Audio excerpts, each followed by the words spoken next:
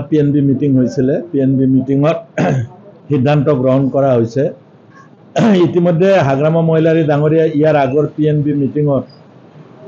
এটা কথা ঘোষণা কৰিছিল যে আমি তিনিটা পৰ্যায়ৰ তালিকা প্ৰকাশ কৰিম প্ৰথম দ্বিতীয় আৰু তৃতীয় আমাৰ প্ৰথম তালিকা প্ৰকাশ হৈছে যিখন তালিকা 22 জনীয়া প্ৰকাশ হৈছে মই আপোনালোকক বাৰে বাৰে এটা কথা যোৱা 3-4 মাহ কৈ আহিছিল যে আমি BTAD দখল কৰাৰ এক কৌশল হিচাপে আমাৰ জ্যেষ্ঠ নেতাসকলক অভিজ্ঞ নেতাসকলকো BTAD নিৰ্বাচনত অৱতীৰ্ণ হোৱাৰ কথা কৈছিলোঁ আৰু সেই মৰ্মে ৰিহন দৈমাৰী ৰবিৰাম নাৰ্জাৰীকে ধৰি আমাৰ প্ৰায় সংখ্যক জ্যেষ্ঠ নেতাক য'ত বিতৰ্ক নাই যেটো সমষ্টিত কোনো ধৰণৰ কেণ্ডিডেটৰ বিতৰ্ক নাই তেনেকুৱা ঠাইত 22টা আসন আৰু পূৰ্বৰ যি কেইগৰাকী আমাৰ MCLA আছিল তাৰে প্ৰায় কেইগৰাকী যোৱাকালি টিকেট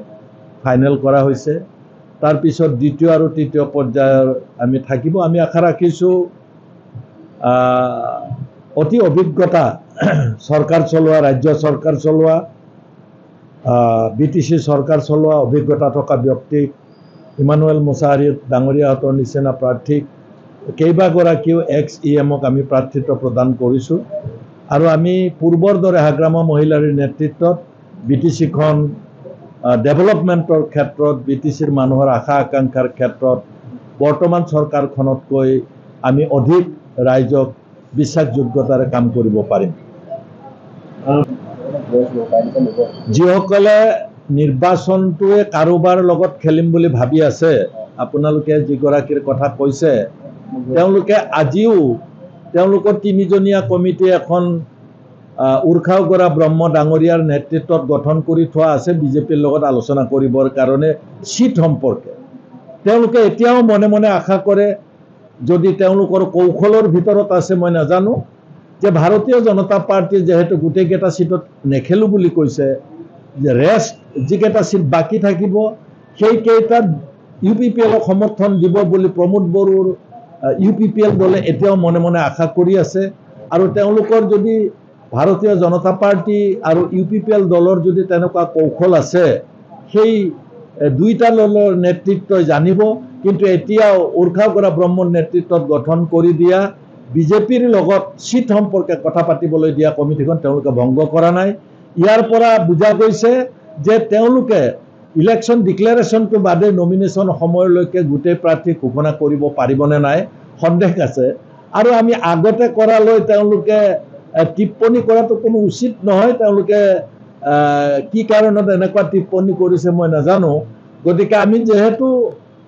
বিৰোধী আসনত আছিলোঁ BTAD আৰু বিৰোধী আসনত থকা হিচাপে আমাক চৰকাৰ কৰিবলৈ যিদিনাই নিদিলে অধিক আসন পোৱাৰ পিছতো তাৰ পিছদিনাৰ পৰা আমি নিৰ্বাচনৰ কাৰণে প্ৰস্তুতি চলাইছোঁ আনকি আমি 3-4 মাহ আগতে প্ৰাৰ্থীৰ আবেদন আমি লৈছিলোঁ আমাৰ প্ৰস্তুত হৈ আছে আমাৰ দ্বিতীয় আৰু তৃতীয় তালিকাও ইচ্ছা কৰিলে আমি দিব পাৰোঁ কিন্তু কৌশলগত কাৰণত আমি অলপ কিছুদিন ৰাখিছোঁ গতিকে প্ৰমোদ বড়ো ডাঙৰীয়াই চাগে এতিয়াহে এপ্লিকেশ্যন কল কৰিব নেকি মই গম পোৱা নাই হাগ্ৰামা মহিলা ডাঙৰীয়াই GSP সম্পৰ্কে কৈছে GSPৰ লগত আমি আলোচনা কৰাটো হয় আমি একেলগে যোৱাৰ কথা আমি আলোচনা কৰিছোঁ GSPৰ নেতৃত্বত থকা হীৰা হৰণীয়া ডাঙৰীয়াও ইতিমধ্যে কৈছে আৰু